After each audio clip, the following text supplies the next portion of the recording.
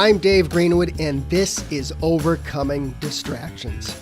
If you are an adult with ADHD, a busy professional, an entrepreneur, a high achiever, or just need some strategies to navigate your adult ADHD, you're in the right place.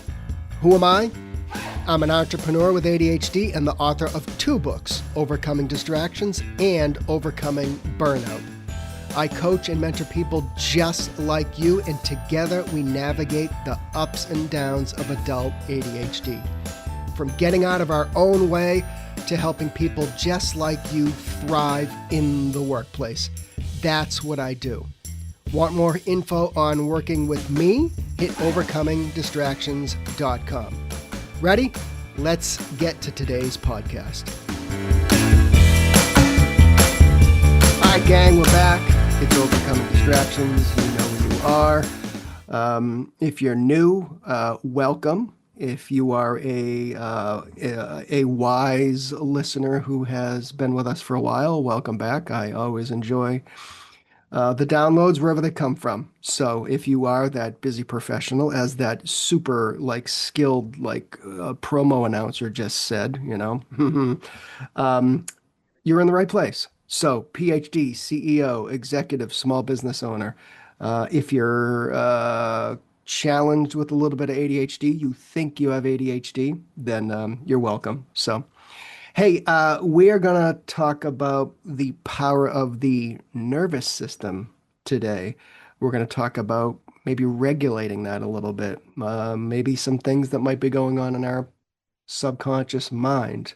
We're going to talk about aligning our energy. And if you know me, if you've listened to me for any length of time, you know me and the word energy. That's, again, one of my kind of favorite words, because I think everything we do revolves around managing our energy, time management, to-do list. You get it, being fulfilled. So, and as I'm sure most of you have figured out by now, being a busy person with ADHD is more than just kind of trying to figure out that to-do list, right? There's a lot of stuff going on in our heads, and that requires some energy.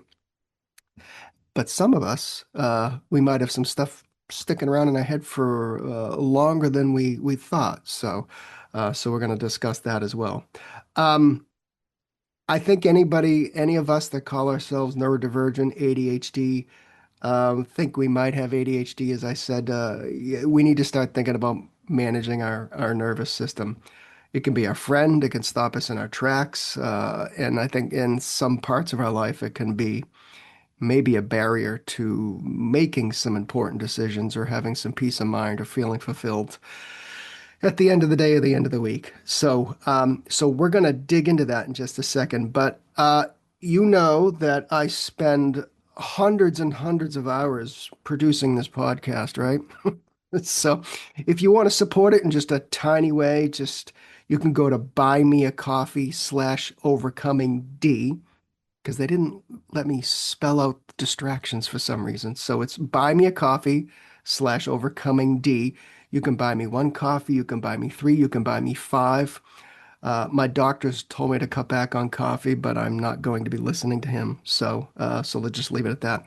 And if you are that busy professional and maybe you need a little more support and guidance, you need somebody that gets you, then you can just hit overcomingdistractions.com. Book that button right at the top of the homepage. Says, chat with me for 15 minutes, see if we're a good fit, and we can go from there. So, all right, cool. We have Theresa Lear Levine. She is a EFT master practitioner. She's going to explain what that is in a moment if you don't know.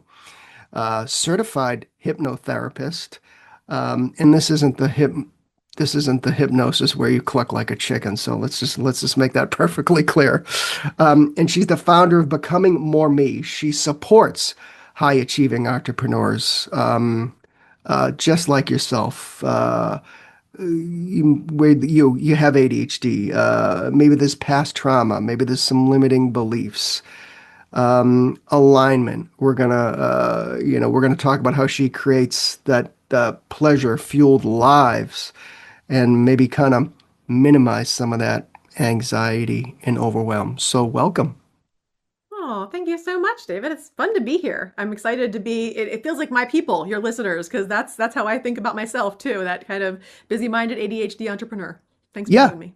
no, and I think that that's who we serve. I think both of us meet with a lot of people who are in that situation. It could be a CEO, it could be the owner of a small business, as you say, maybe an entrepreneur trying to grow something. And there's a lot of people that maybe don't get them, get that, get their situation, the challenges, and maybe how to foster those strengths. So I think we can get into that. But, you know, first, I think a lot of people, um, I think many people with ADHD, I think you may agree, in the beginning think that maybe this is something to fix, right? ADHD, we got to fix this, we got to fix that. Um, so I'd love to start out by just in your kind of experience in working with people, how we can, collectively reframe this kind of liability into maybe try to get people to focus more on their strengths. I think a lot of people probably come to you and me and they say, I can't get out of my own way. And maybe that's a good starting point. But how do we kind of, um, not to go as far as the superpower, but to just kind of help them understand that we can leverage those strengths? Yeah, because absolutely, it's not something to be fixed for sure. In fact, I've gotten to the point where like I notice those strengths and those superpowers so much that even if I could like take a pill to fix it or something, I don't think I'd ever really want to. Mm, I feel like a lot of upsides to having ADHD. So it's more like instead of how do I fix ADHD, it's like how do I work with my brain so that my strengths can lead the way, right? right, Because many ADHD entrepreneurs or professionals are already high capacity, right? right. Sometimes that also means we're like high functioning anxiety and things like that too. But, Yeah, you know, we can kind of burn ourselves trying to operate like we're neurotypical, right? As far as the way that we plan or the way that we operate. So ADHD is often kind of like a mismatch issue, not anything to fix or anything that's broken. Like when the task or the timeline or the expectations don't match the brain, then you end up with like shame or avoidance, that kind of a thing. So when the work does match the brain, novelty, meaning, urgency, all these things that right. we our ADHD brains love, right? Creativity, momentum, then that's when we become unstoppable. So there's a lot of strengths, right? Our pattern recognition can be just phenomenal. Big picture thinking and hyper focus. God, I love the hyper focus. Now, you can't always get that to kick in quite when you think it would be the best, but it's like so fascinating, right? And then we're such fast problem solvers under pressure I and think so. Yeah, yeah, often have really heightened empathy and intuition. And then, like the energy and momentum, like when we're inspired, then we have great energy and great momentum. So, really being able to tap into where those things are happening for us, and the how piece that makes it kind of actionable, because the goal isn't to become consistent like someone else or whatever else. It's to build a system that supports your strengths.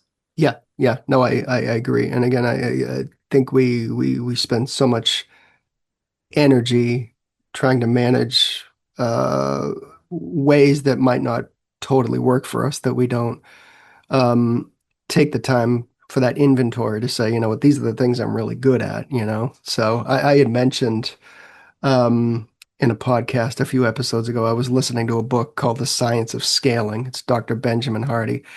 Yeah. Um, and some people might, oh, what the hell are you talking about? But because it's not an ADHD book, it's a book about how to grow a business, scale a business, rapidly. But he talks a lot about what not to do, not like here's the blueprint to grow your business. He spends like a good chunk of the book like telling you what to slash and burn, and focus on the things you're good at. And I think there's a lesson in that, right?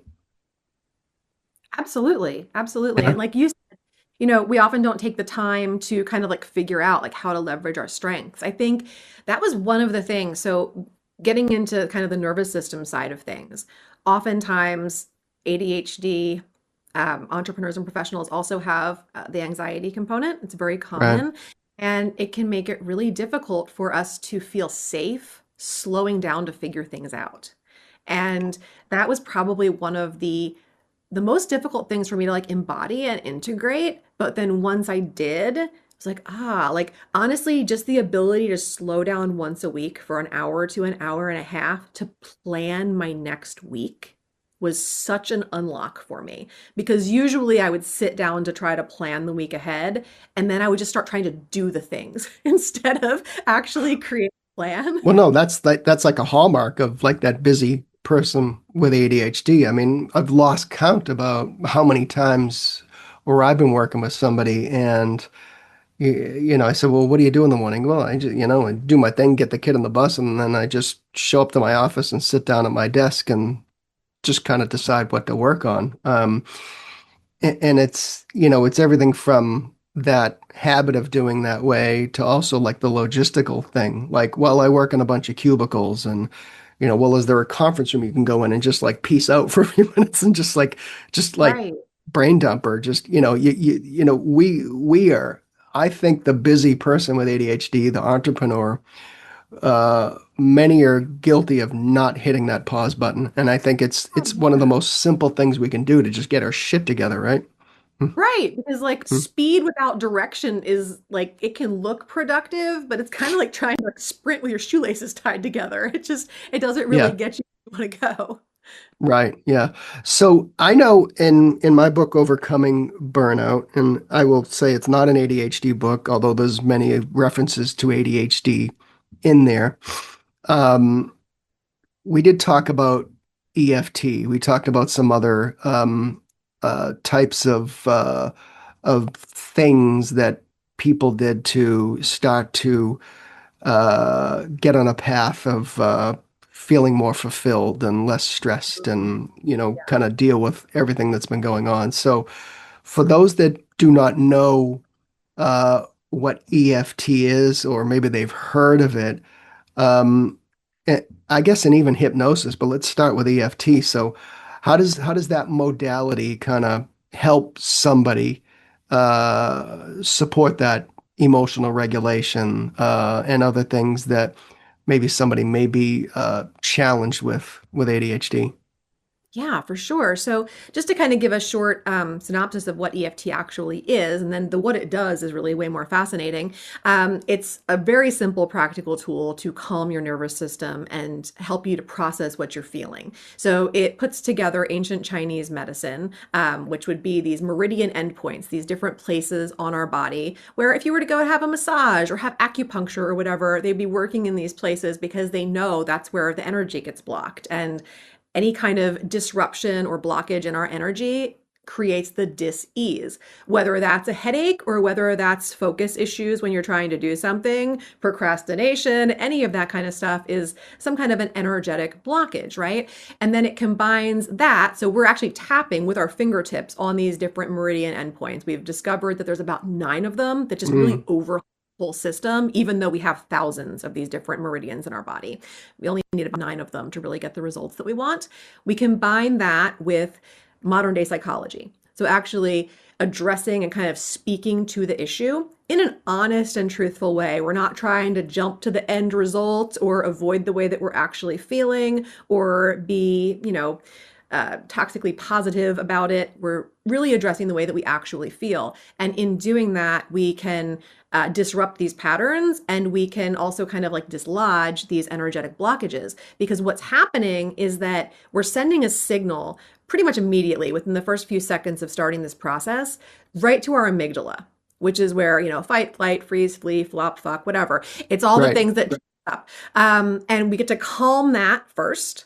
And then the rationality, the choice, the agency, all of those things return very quickly when we can lower the stress hormones, lower cortisol. It's been really interesting. In certain studies, they show that, in just 5 minutes of EFT tapping, we can lower our stress hormones up to like 43%, which is just insane. It still boggles my mind whenever I Yeah. think about it because, you might be focusing on your feelings about procrastination or something that you're kind of beating yourself up about. But lowering your stress hormones is making everything kind of just more open, more relaxed. You start noticing other areas of your life where things are shifting. It's kind of uncanny, but I'll have a lot of clients where we'll be working on, past trauma or other things that are kind of their current everyday struggles. And a month after we start working together, they're like, "Oh, and I lost 10 pounds." You know? It's like, And that, "Oh, we didn't but even that's start working." interesting. And I think there's a myth, maybe that's a strong word, but I think there's a misconception about trauma, chronic stress, that it's all like in your head, so to speak. I don't mean that like you're telling yourself a lie. Don't I mean it's just like that stress and what have you is stored like in the brain and like you say in the amygdala and those other parts that. But I think a lot of research, you've probably seen this because it goes back to the EFT, that modality, is that a lot of this stuff is actually stored in your body, right? And when you release that, you begin the process of helping your brain begin to be in a better place, right? Absolutely. It's Vessel van der Kolk had the whole book that Yes. everybody loves, "The Body Keeps the Mm. Score." And the saying is just so incredibly true. Trauma, chronic stress, our body responses, it's all intertwined. And the example, like I said, with that with clients that'll say they've lost weight, just really kind of shows it. People say that it's all in your head. You're missing the part where your brain and your body are a system together, right? So like chronic stress and trauma aren't just thoughts, they're like repeated physiological states. So then the stress response, whether that's, cortisol, adrenaline, inflammation in the body, tense muscles, not sleeping well, having issues with your digestion or whatever else, can stay on long after whatever the event is.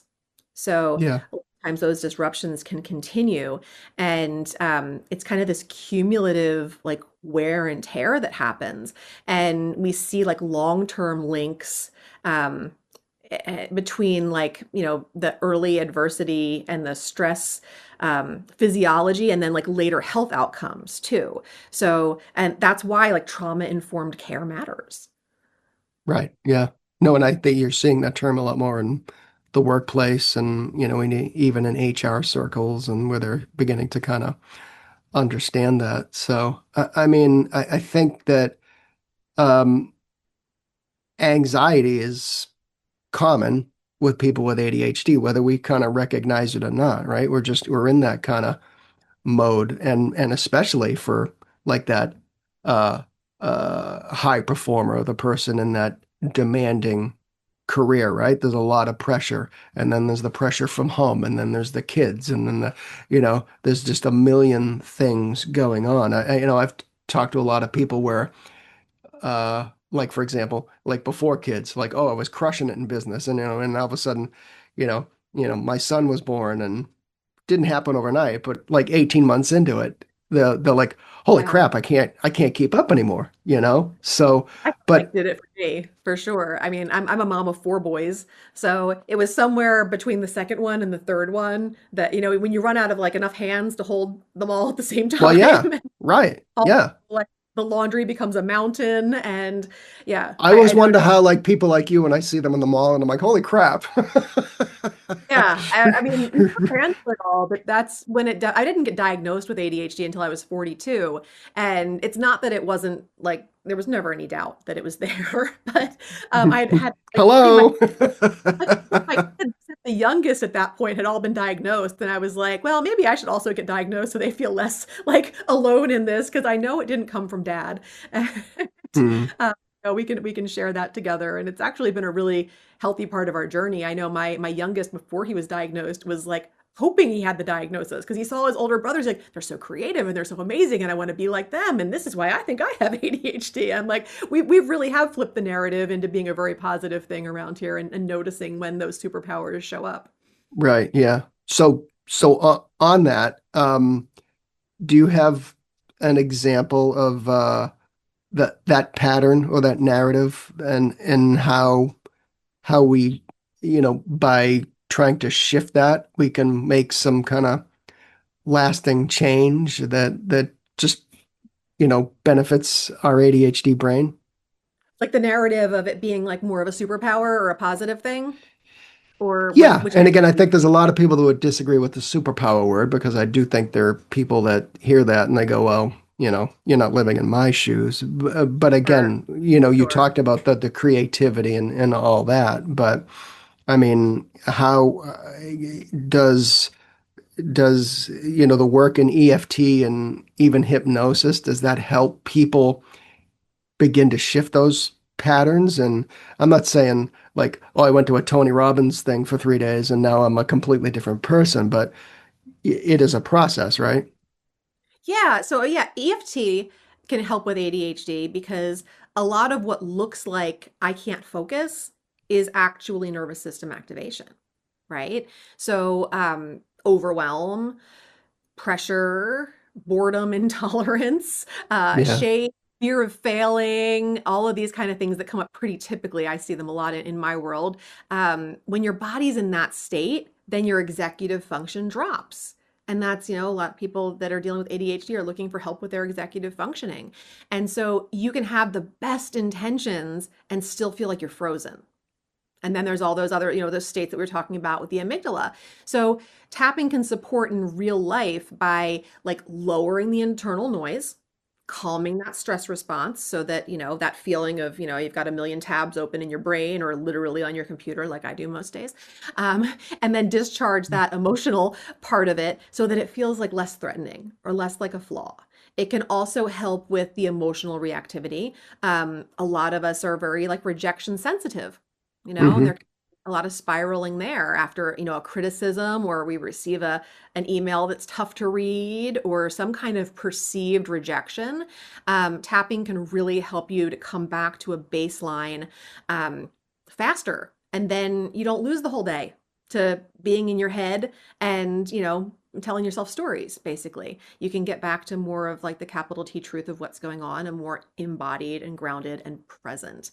And then it can also help to interrupt like procrastination loops and things. So instead of forcing yourself, you can use tapping to work on like what's true. Okay, well, part of me doesn't want to do this, or maybe it feels too big, or whatever the case may be. And then you can still be able to take some kind of a small next step without fighting yourself to do it. And all of those little gentle shifts make a really big cumulative difference over time. It doesn't, like we were saying before, it doesn't fix ADHD and it's not the goal anyway, but it does support the nervous system so that the ADHD strategies can actually work. And that was why I fell in love with it so much because I always felt like, I know what to do.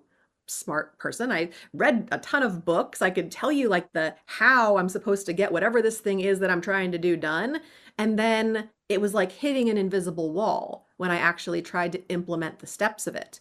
And once I started to nourish my nervous system, the byproduct of which is a regulated system, then it was like, oh wow, I can actually like take action on these things that felt inactionable beforehand. Right. And I think I like to tell people that, when they go and book that 15-minute call and say, hey, I think Dave, maybe somebody I want to work with. Yeah.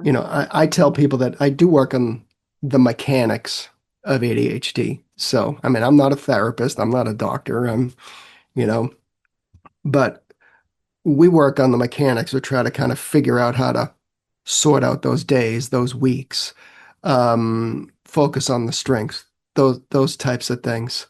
But I think what you're talking about is some a lot of times that does work. We have some self-awareness. That's huge.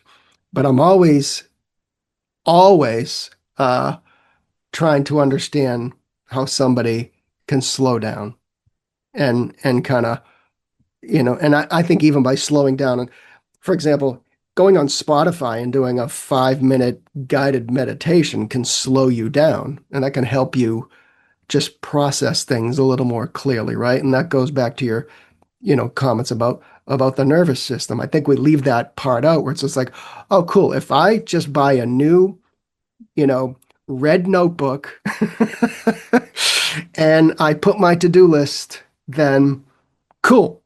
I just fixed my problem, right? It's a lot more complex than that, right? And I think Yeah, and you to your don't tend to point, realize it until you have the whole drawer full of the new notebooks that are half oh, how many used. times have I seen that? It's like, oh, I got 6 new notebooks off Amazon. I'm like, okay, well, the effort was an A, but but I mean, we got to find those ways to slow down. And to your point, maybe some people need more than the 5 minutes on Spotify. They need something like EFT, right? They need to kind of they need to connect into their nervous system, right? Yeah, because most of our resistance, and it's a lot of resistance, right, isn't about whatever the task is, whatever the project is, whatever the thing is. It's about what it means. Yeah, And whether that means that it's pressure or fear of failing or being judged or just the uncertainty. I mean, life is full of uncertainty and we can't, there's really no way to get around that. But slowing down does help to settle the body and to turn from the task being danger into doable. And I find that a lot of people just need help at first getting over the discomfort of slowing down. Like yeah, there's major resistance to slowing down, even because we've associated so much threat with that. Like everything's going to fall apart if I just rest. And that's where I love to bring in things like, pleasure and joy and things like that, because those things make it easier to slow down, more enjoyable, and they let us feel more fulfilled as we bring them in. yeah, And it's amazing to me how many people don't even know what they actually enjoy or find pleasurable from their day to day. yeah, And it doesn't have to be something big. I mean, pleasure can be just making a cup of something you love to drink and having it while you're doing something that is less than fun to do. Or it's just little things that can accompany your day so that you're actually feeling more. Getting in an emotional connection with what we want to actually want is so incredibly important. And yet, so many of us, and this is kind of, I guess, kind of a transition into the hypnotherapy. For instance, like I was talking with one of my clients today. She unfortunately, she was in a car accident yesterday after we had a session, and she has this like mental pattern of connecting. If I do too well or if I succeed, then the other shoe's going to drop. So she actually had this situation the other day where they won a sum of money. I think it was like a scratch off lottery ticket or something. So they were going out to dinner to celebrate, and then hmm they get rear-ended by a drunk driver afterwards. And her brain automatically couples the two. Okay, like something That's good funny happened. you mentioned that because I think so many of us feel that way. It's like we had a good day, and then all of a sudden, like that night, something bad happened. I've caught myself doing that as well. It's just like like like oh, my cash flow just like really improved, and then all of a sudden, oh crap, my heater in the house just died. Well, that was short lived, right? Well, yes, or was it? And we never really get to see the whole picture or where, in hindsight, these things might actually be blessings in disguise or whatever. But the problem comes when we like couple those things up together, which were very individual events. And so when we do something like hypnotherapy, which I'm sure I'll be doing with her after this holiday break here on this sort of thing, we'll be looking at kind of regressing to those places where she's paired, if something goes too well, then something bad's going to happen, because I can guarantee it wasn't a pattern that just started last night when she had this unfortunate incident Oh yeah, happen. you It's didn't just immediately way develop a new pattern. Yeah. So when we use hypnotherapy, then we can look at that on a subconscious level, because I always say the subconscious is like the biggest Google Drive. Like even if you think like I don't remember stuff that happened in my childhood or whatever else, so no, it doesn't, no bother in doing that. Your subconscious remembers, even for people who have dementia or whatever else. Like your subconscious has got a hold on all of those things, and you are still running patterns that you picked up before the age of 10, as if they're just fact. And it's And stories. and I think if I hear you, and I've learned this in several that those things are there, but it's how you let them uh control you in the present moment, right? Like there may be a lot of stuff that happened when you were younger. I always talk about the bad report cards because it's like a lot of us were in that category, especially the boys. So, but there's other things that going on, family trauma, different things like that, and how a lot of people, whether ADHD or not, they allow allow that. That's a strong word, but it it controls their present activities, their mood, their et cetera, rather than trying to um, manage that in a certain way, correct? Yeah, for sure. So we all have different patterns and these different like paradigms and things that we've developed over time, right? Um, most of our day-to-day reactions are subconscious. And it's because the subconscious mind is basically the part of you that runs on autopilot. Like you're saying, these habits, these emotional reflexes, attachment responses that you might have, money responses, patterns with procrastination, it's all trying to keep you safe and efficient because of some old story or thing that got dropped in there earlier. So it pulls from the past to predict the present.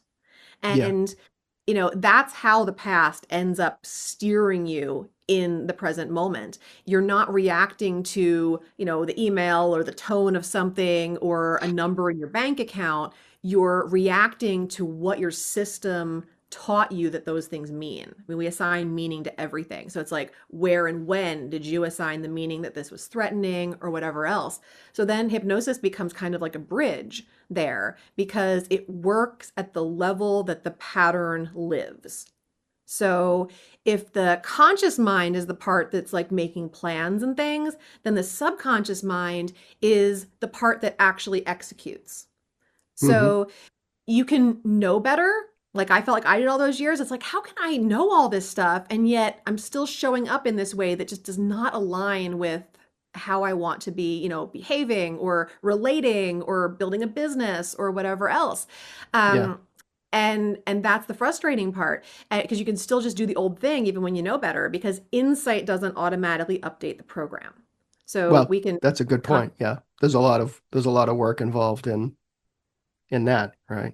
Yeah. right. Yeah, Yeah. So kind like of you like, say, you don't just go back and say, "Up, here's my new to-do list. This is gonna work great." yeah, Yeah. right. There's a lot of work involved in understanding what is gonna work. I mean, Yeah. that's a very And how basic you want example, but yeah. Mm, Yeah, and how you want to be. I was kind of chuckling in your intro when you were talking about like hypnosis isn't the kind that makes you like cluck like a chicken and stuff because people have been kind of indoctrinated to see hypnotherapy or hypnosis as like the Vegas stage stuff or like here I'm going to hmm. wave a witch and you're getting sleepy and that kind of thing. And that's not it at all. All hypnosis is self-hypnosis. You are always in control and you are only going to take on suggestions. We're all super highly suggestible beings, but we're only going to take on the suggestions in hypnosis that are for our highest good. So you're definitely not unconscious. You're actually more focused in that state and more receptive, where we can really find the emotional learning that's underneath the pattern, where we can, change the associations of things kind of like my client and the car accident and the winning money and stuff, and where we can rehearse new responses until the body is going to treat those things as if they're familiar, right? And Yeah, that's what helps to create choice in the present instead of right. continuing to just follow that same pattern. So I always want people to come to this podcast because I want them to be able to think about things that they can take away. So what are some kind of practical in the moment tools somebody that they can use if they're overwhelmed, really distracted at work, things are just not going the way they'd like during a period of time? What are kind of some of those in the moment tools that you suggest or work with people on? Yeah, I mean, when you're feeling yourself in some kind of a spiral or a freeze or whatever's happening, the easiest tool that we all have to grab onto in the moment is our breath. Mm, That's that's seriously like, and it seems so simple because we're just breathing all day anyway. So we're like, okay, I'm already doing that. But really just taking a moment to just feel yourself in your body, maybe a hand to the chest, a nice slow inhale through the nose, and an even slower exhale while you're just kind of naming what's going on. Whether that's okay, noticing my chest is tight, or my mind is racing, or part of me is feeling a lot of pressure right now. And of course, EFT tapping, there's great ways that you can implement that in like under a couple of minutes. And I have tons of, videos and examples and things like that that, I can give you guys all a link to so that you can grab those. But in the moment, breathing and acknowledging what you're feeling is super powerful, Yeah. even though it sounds ridiculously simple. And it could be 90 seconds or 2 minutes, right, at your desk, like between meetings, and just kind of like, You don't need okay, 30 let's seconds. just kind of, As long as yeah. it takes to take a couple of breaths and to really just, feel yourself in your body and acknowledge what's going on. Because when we can speak to the problem and shed a little bit of light on it, it usually shrinks a little bit. Get a I little always better joke to my perspective. wife that I'm going to go out to the Berkshires in Massachusetts at the time of my choosing to go to one of those silent retreats for like 2 weeks. Yeah, I've toyed with that idea too. And then it also, does it freak you out also? Like the thought of it? Not anymore. It used to years ago. Like we went to vacation years ago, um, up in Maine, and we rented a cabin, and I was crawling out of my skin after like 3 days because like there was no TV or anything. So we went down to the pub and watched CNN and drank some beers and stuff like that. Now, I give me a shack in the woods Yeah, and take a hammer to my cell phone and I'd be good. absolutely. I've toyed with it too. I think I'd love to do a silent retreat. And the dark retreats are the ones that I think I'd have a harder time coming to terms with. Have you ever seen Yeah. those? Like go into like the total darkness for a period of I don't know time. if I do that. I want the silent retreat, but I also want like meat, potatoes, and beer. So I don't know if they do those, but I don't need to talk to anybody for a couple of weeks, but I do need some barbecue and a nice beer. So, but so as we wrap up, people listening, they feel like they've tried everything. Um, you know, they're that busy person with ADHD. What do you want them to understand about that change, whether it's slow change or awareness, or what is actually possible through slowing down, the breath work, the modalities that you work in, because I think there's a lot of people come to me and they say, I've been through three ADHD coaches, and Yeah.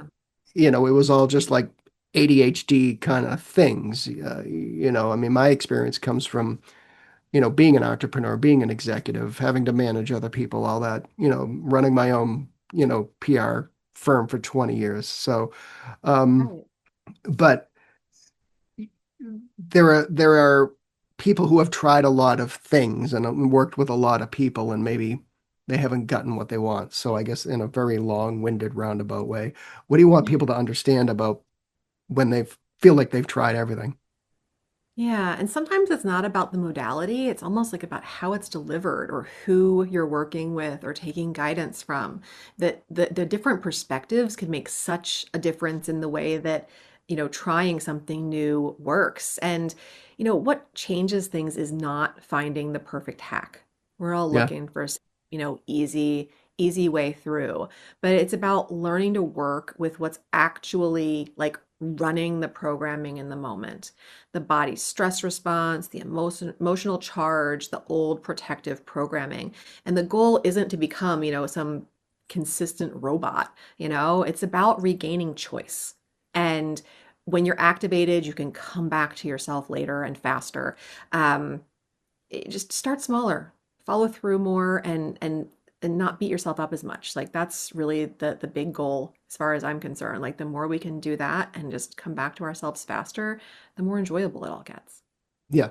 I've told people, your brain is your brain. We are where we are. Yeah. Let's not kick the crap out of ourselves. Let's not, you know. And I think a lot of people struggle with things that aren't necessarily in their control, and we need to give ourselves some Right. grace, like the bad boss or the coworker that is making your life miserable, or you know, they come to people like us and others, then and they go, well, I can't manage this, I can't manage that, and then when we dig in, we realize that you know what, you got to cut yourself some slack, right? Right. I mean, I think the biggest thing is like nobody has failed at change. Usually it's that you're using tools that don't match the system that you're trying to update or transform. Yeah. Yeah. Cool. All right. How can people find you? I'm confident you have a website where you can guide people to the next step. And that's the best place. It's just my name, David. It's Teresa with an H, so Theresa, Lear, Lear, Levine, Levine, TeresaLearLevine.com. And because I am an ADHD entrepreneur, my website is so freaking simple. It's just going to give you like links to exactly what you want to find. You don't need to read a bunch of stuff. It's just like it'll take you directly to where you want to go, whether you want to join my free community, which has a classroom full of lots of different, EFT rounds and Mhm. videos and audios for hypnosis and great workshops and things, or you want to follow me on social media or book a call, all of that is like right there, just laid out for you. Cool. All right. Well, as I always say, us podcasters will put it in the show notes. So you can, whether Thank you're you. on Apple, Spotify, or on my website, just click and you will be immediately directed to Teresa's very simplistic website. So cool. Hey, thanks for sharing. That was very informative. Dig a little deeper on why we do things, why we don't do things. So we'll have to have you back at some point.